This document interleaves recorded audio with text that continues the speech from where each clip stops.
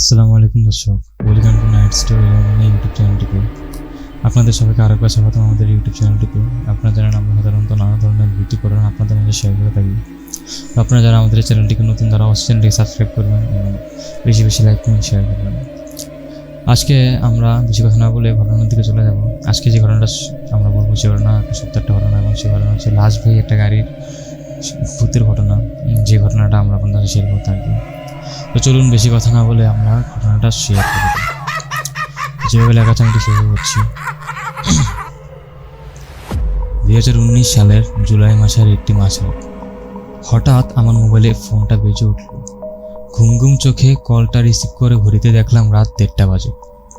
Usually আমি রাতে ঘুমানোর আগে মোবাইল ফোনটা বন্ধ করে রাখি, কিন্তু এই সপ্তাহে পুরোটাই ফোন অন করে রাখতে হয়েছে, কেননা হাসিন গস গেছেন দুবাইতে আমাদের মসজিদের ইউথ সেন্টারের ফাইরেঞ্জ করার জন্য। যাবার কালে তিনি আমাকে রিকোয়েস্ট করেন আমি যেন আমার ফোনটি বন্ধ না রাখি। আমরা যেহেতু একসাথে কমিউনিটি ওয়ার্ক করি, সেহেতু তার অনুপস্থিতিতে হয়তো আমাকে কিছু অতিরিক্ত দায়িত্ব পালন করতে হতে পারে।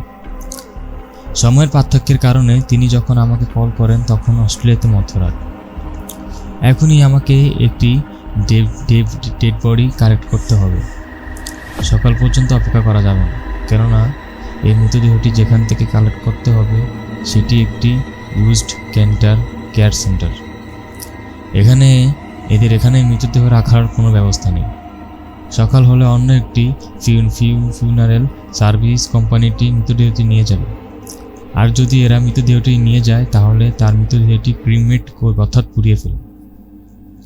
পশ্চিমা দেশগুলোতে কতটা ভয়ানক ঘটনা ঘটতে পারে তেমনই একটি অভিজ্ঞতার গল্প আজ আপনাদের সাথে শেয়ার করব। কিভাবে কি করব বুঝে উঠতে পারছি না। এর আগে এমন কাজ করার অভিজ্ঞতা আমার কখনোই হয়নি। তার উপর এত রাতে আমাকে একা একটি কাজ করতে হবে। ভীষণ নার্ভাস লাগছে, কিন্তু কাজটা আমাকে করতেই হবে, দ্বিতীয় কোনো অপশন নেই।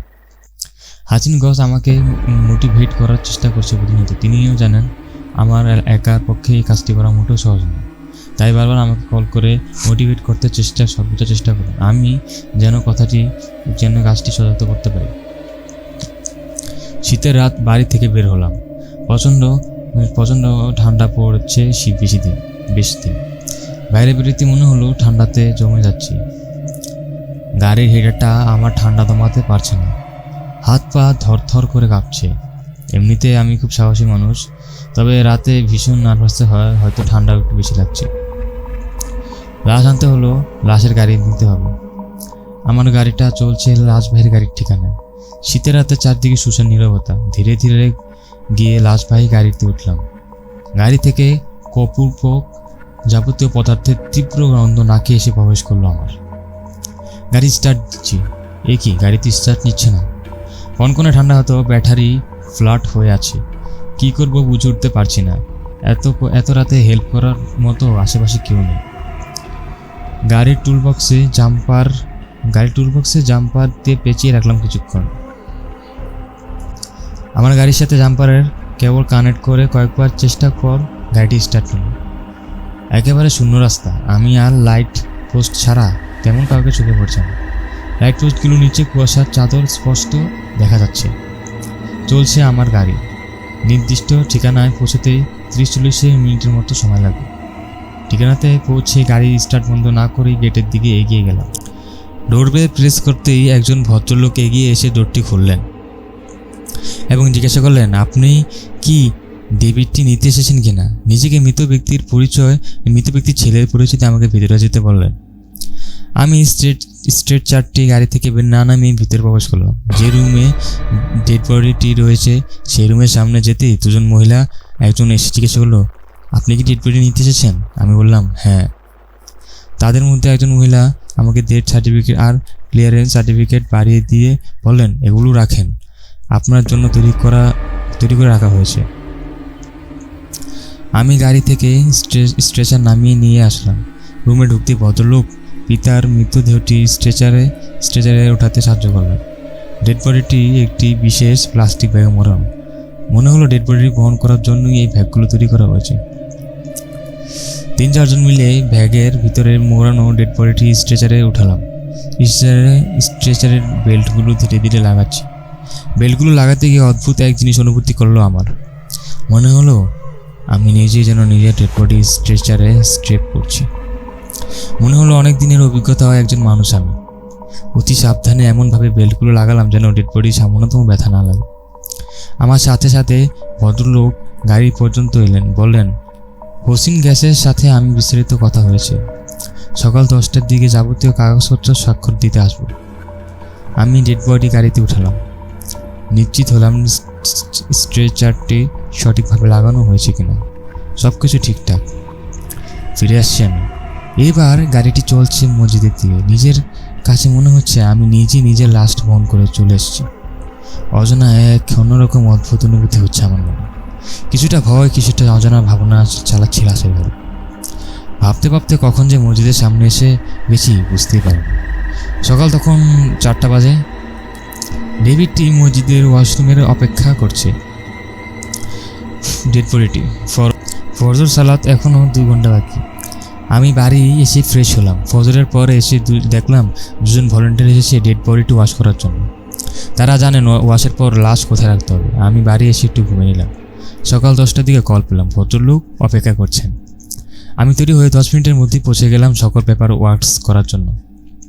অবশ্যই দরজায় বেশ কয়েকজন ভিড়। সামনের দিকে এগোতেই ভদ্রলোক পরিচয় করে দিলেন তার 2 বোনের সাথে। আমি আশ্চর্য হলাম, মুসলিম নারীরা কীভাবে পাশ্চাত্যের নারীদের ন্যায় এভাবে পর্দাহীন চলাফেরা করতে পারে। আমি সালাম দিলাম, কিন্তু তারা কেউই উত্তর দিল না বলে মনে হলো আমার। মনের ভিতরে একটু খটকা লাগলো। অফিসে গিয়ে বসতেই সবাই আসলেন। ছেলেই প্রথম বলেন যে তাদের মধ্যে একটু ঝামেলা হয়ে গেছে, একান্তেই আমার সাথে আলোচনা করতে চান। আমি সবাইকে অফিস কক্ষে বসিয়ে দরজার লক করে দিলাম। সবার কথা শুনে বুঝলাম বিশাল এক পারিবারিক ডিসপিউট। মেয়েরা ধর্ম মানে না, তারা তাদের জন্মদাতাকে ক্রিকমেন্ট করতে চান, অর্থাৎ পুড়িয়ে ফেলতে চান। আর ছেলে চান তার বাবার শেষ ইচ্ছা পূরণ করতে। ছেলে নিজেও ধর্ম মানে না, তবে বাবার শেষ দিনগুলোকে কাছে ছিলেন বলেই বাবার ইচ্ছার প্রতি সম্মান জানাতে চান। কিন্তু মেয়েরা চান মৃতদেহ পুড়িয়ে ফেলতে, খরচ যাই হোক না কেন। এইটাই নাকি সবচেয়ে সহজ উপায়। বুঝলাম আমার পক্ষে এই কেস হ্যান্ডেল করা সম্ভব নয়। আমি 2 পক্ষকেই বললাম নিজেদের মধ্যে আগে আলোচনা করুন, বাবার ইচ্ছাটা পূরণ করবেন কিনা। তারা ঐক্যমতে পৌঁছতে পারল না। 2 বোনের মধ্যে একজন রাজি হলেও অন্যজনের কিছুতেই মেনে নিতে পারছিলেন না যে তার বাবা একজন মুসলিম এবং তিনি লাশেরটা খবর দেবেন। তারা চলে গেলেন। আমি বিষয়টি মুসলিম কমিটির সদস্যদেরকে জানালাম। তারাও বিষমিত হলেন এবং যার অবস্থান থেকে আপ্রাণ চেষ্টা করতে লাগলেন। 2 দিন পর হোসিন গস ফিরে এলেন। তিনি সবই জানেন। নতুন করে আমার বলার কিছু ছিল না। তিনি সহ কমিউনিটিরা, সিনিয়ররা পরিবারের সাথে কথা চালিয়ে যেতে লাগলেন, কিন্তু কোনোভাবেই সমাধান হচ্ছে না। এদিকে বাবার লাশ মসজিদের হিমকারের সিদ্ধান্তের অপেক্ষায়। প্রতিনিয়ত আলোচনা শেষে প্রায় 10 মিনিট পর সমাধান হলো। পরিবারের সবাই একমত হলেন তাদের বাবাকে ক্রিকমেন্ট করাই হবে না, ইসলামিকভাবে জানাজা দিয়ে কবরস্থ করা হবে। আমরা যারা পাশ্চাত্যে বসবাস করি তাদের জন্য একটি বার্তা, আপনি যদি মুসলিম হয়ে থাকেন তাহলে নিজ ইসলাম পালন করুন এবং নিজের সন্তানদের সঠিকভাবে ইসলাম শিক্ষা দিন। এই বলে তিনি তার ঘটনাটা শেষ করছে। আসলে ঘটনা হচ্ছে যে একটা লাশ পাই গাড়ি নিয়ে ঘটনাটা, আর ঘটনাটা হচ্ছে যে তার লাশ নিতে আসা ভয় এবং নিজের লাশ নিজে বহন করছে এরকম একটা অনুভূতি হওয়াটা আসলে একটা খুবই ভয়ের ব্যাপার।